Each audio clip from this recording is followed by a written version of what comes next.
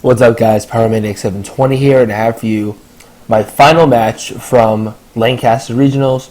It was Game 3 of the top 8, myself versus Wolfe Glick, who of course ended up winning the whole tournament. Game 1, I don't remember much. I remember I pretty much got bopped, so I knew I had to play better Game 2 because of course it's Wolfe, and I needed to make some adjustments, and I did end up winning Game 2. It came down, he basically needed to Oko my Thunderous, not my Thunder, sorry. His Kangaskhan needed to Oko my Aegislash with Sucker Punch from full health. So he needed a crit to do it. He would need to crit the first Sucker Punch, I believe. Maybe he might need a double crit, I don't know. Basically, he didn't get the KO, and then my Salamence double-edged his Kangaskhan, and then his Thunderous knocked out either my Salamence or my Aegislash, and then it fainted to Life Orb Recoil. So that was Game 2. So here is Game 3.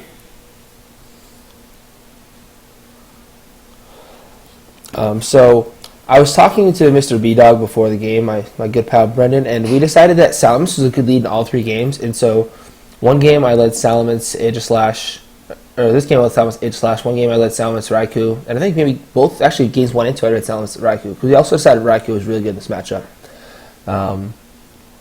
So I switched out Salamence turn 1 for Raikou, and I didn't want to get, I kind of thought I might get Scrappy fake outed, so that I couldn't get a sub up, because he's kind of, I think, sub Aegislash is pretty good against this team, but I do call that correctly. So now his Kangaskhan's at -3, which is an awesome start for me. And he HP ices right into my Raikou, which was my Salamence. But we both brought the same 4 to all 3 games. I brought Raikou, Aegislash, Ludicolo, and Salamence, and he brought Thunderous, Kangaskhan, Landorus, and something else I can't remember at the moment. But so he subs. He did have fast sub, which was cool. I figured because his Kangaskhan was at -3 and at full health, he'd want to preserve it. So I went for the HP Ice and the Flash Cannon with Aegislash, because I kind of assumed he was switching to Landorus there, or he'd switch into Amoonguss, because those were his 2 best switches, I think, to a Thunderbolt Flash Cannon. But he didn't do that, and I don't pick up the KO. So if I Thunderbolt there, I pick up the KO on Kangaskhan, this is probably a very different game. But great read by Wolfe to, maybe he predicted that I'd predict that. I'm not really sure. But he goes for the Sucker Punch into my... I don't really know what he goes with Sucker Punch into, but he does Thunderbolt my Raikou to knock it out. And I light screen there because I didn't want to get Sucker Punch by Kangaskhan. That was kind of my logic, and that way I could get, make this Thunderous a little less intimidating. So I switch into Aegislash again, and he does withdraw Kangaskhan this time, which is a good move. And Amoonguss comes in. I really wanted to attack that slot, but I kind of figured he'd switch out Kangaskhan. And so I went for the double target onto Thunderous, trying to break the sub, and unfortunately he protected, and a really good, very safe switch and protect. It puts him in a pretty decent position. So he withdraws Amoonguss again, and sends in his Landorus. And once again, he just protected last turn. He's behind a sub, and honestly, his Landorus is a huge threat to my Salamence, so I need to get rid of it. And I do have a late screen on. This late screen proves to be really clutch this turn, because he Thunderbolts my Aegislash. But I'm able to survive it thanks to the light screen, which I knew I was going to be able to. Without light screen, that KOs me easy. But so I go for the Ice Beam, break the sub, and because he's max speed and I'm at Life Orb, so he's also max special attack. So Thunderous without any without bulk investment is pretty frail. So this Thunderbolt, not Thunderbolt, sorry, Shadow Ball is going to take him out pretty easily. So so I bring the game to a 3v3 at this point. He's got Landorus, Amoonguss, and Kangaskhan, and I get Aegislash, Ludicolo, and Salamence still. I do switch out my Ludicolo, and I switch in my Salamence, which still hasn't Mega Evolved. So I do get intimidated off on both these Pokemon, which is huge. And I just, nice, easy King Shield to play it safe.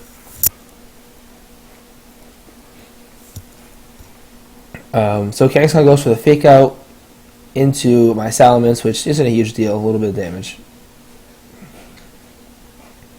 Landers rock slides. And unfortunately, Salamence in regular form does not have great defense, so it doesn't take this rock slide super well. But that puts me in a tough spot.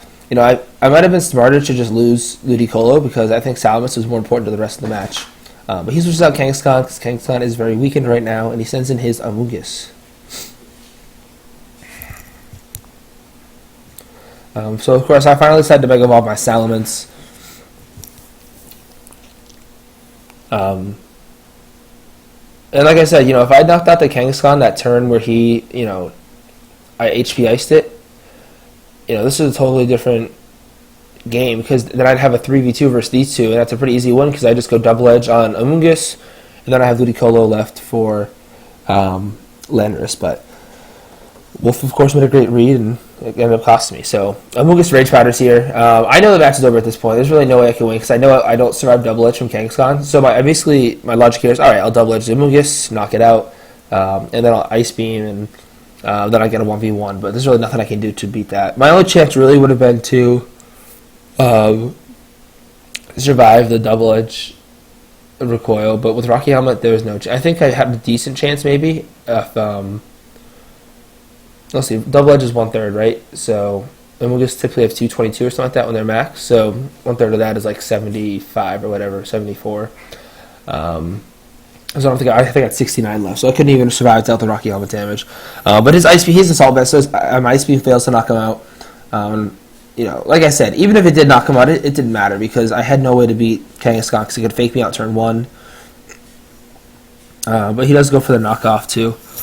It knocks me out right here. So honestly, it's like my favorite set of the whole tournament. All 3 games were just so much fun, and I was watching. You know, Brendan Lewis, Mr. B Dog 46, was watching the match behind me because honestly, that was like the best set I've ever seen. Like he said, that was a really awesome set, and it really was. I think it shows I have a long way to go in terms of, you know, kind of being in that top player tier, which, you know, I knew that anyway, but this kind of, you know, reinforced it a little more. But, you know, playing someone like Wolfie definitely helps get you there because you see what you need to do to beat top players. You know, he made really good reads, and he deserved to win that match. And I think also my favorite thing about that match was the fact that there really wasn't any hacks. Like, I don't remember any crits, really. There was no flinches from rock slides. There was no Thunderbolt paras, or I don't think I got any Scald burns. So, like, it was a very clean match. So it really came down to just pure skill, and ultimately, you know, that means Wolf won. But hopefully enjoyed my tournament run from Lancaster. I ended up going, as you see, 11-3 overall in the tournament. Yes, 11-3 overall, right. So I lost once to Light Core, twice to Wolf. And it was good enough for 5th place. So if you've seen this video and you haven't seen the others, check them out. And until next time, guys, bye.